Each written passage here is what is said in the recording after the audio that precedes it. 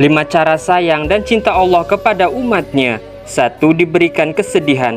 Agar seseorang semakin selalu mengingat Allah, maka Allah Subhanahu wa Ta'ala akan memberikan kesedihan. Karena dengan Allah Subhanahu wa Ta'ala memberikan seorang hamba kesedihan, maka dia akan lebih mudah untuk luluh dan pasrah. Yang kedua, diberikan ujian dan cobaan.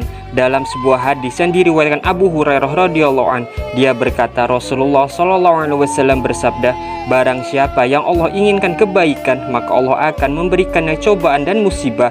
Hadis riwayat Ahmad dan Bukhari. Selain itu, Rasulullah shallallahu alaihi wasallam menjelaskan bahwasannya setiap cobaan yang telah dilewati umatnya itu akan bisa menggugurkan dosa-dosanya, dan Allah Subhanahu wa Ta'ala akan menaikkan derajatnya kepada orang yang sabar menerima ujian tersebut.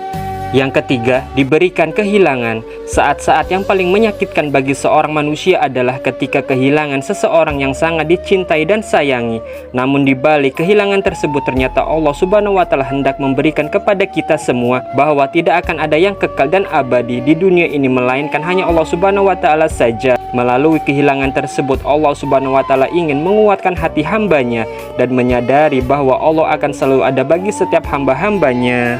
Yang keempat, diberikan kesabaran. Salah satu sifat yang harus kita miliki adalah kesabaran.